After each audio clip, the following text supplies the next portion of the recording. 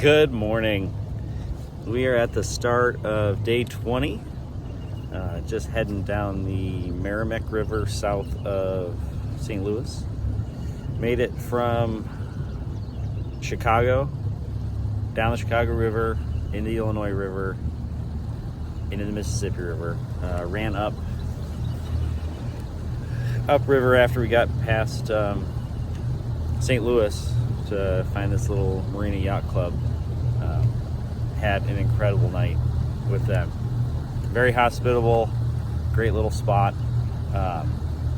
You need a shallower draft, water-wise and air-wise. A lot of low bridges getting there, but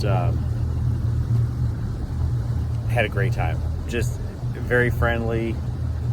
Dad and I got off the boat and we went up into one of the towns, had some dinner, then came back down the marina. Everyone there was just kind of blown away by having an ocean boat, as they were saying, in the marina, because it's all, John boats and pontoon boats up this river that, kind of turned creekish, but had a great time. Went bow fishing last night with them. Great big John boat, huge amount of lights, out there shooting for nuisance fish. So like bow fishing, if you guys don't know, this is my first time. You get a bow and arrow with a reel hooked to the front of the bow. Line goes out and attaches to the arrow, and you just wait for fish to come up. So they have huge Asian carp problems on these rivers. So that's what kind of the goal was. But I ended up shooting a alligator gar and a bowfin, and then everyone else was shooting stuff. So yeah, just a lot of fun last night. I got to duck down. Like I said, it's a little tight coming through these spots. Just barely made it under this railroad trestle. But so in the start of this video, we are coming into Chicago. Absolutely incredible. Seeing that big city from the water, and then going through the harbor lock into the Chicago River, and then underneath all the bridges, right in between all their high rises, was just an experience. Dad and I sat up top listening to Blues Brothers radio and just had an absolute blast. It'll be one of the most memorable parts of this trip for me, getting to share this part of it with Dad. The one-on-one time we had over the last, we ran I think a little over 1,000 miles since he got on, and running up to Sault Ste. Marie, down and getting to hang out by his house, staying in Bay Harbor, then making our way down across the lake to Chicago, then through the rivers, getting out here to Mississippi. We'll be doing more Mississippi running today, but man, this big river moves. When we were coming down, it actually got like 3 more miles an hour at our cruise RPMs, and another half mile per gallon on consumption. So it should be a nice run today. Today we'll end up running down the Mississippi, and then cutting over into the Tennessee, and maybe down to the Tombigbee. On our way down, I kind of got bummed yesterday.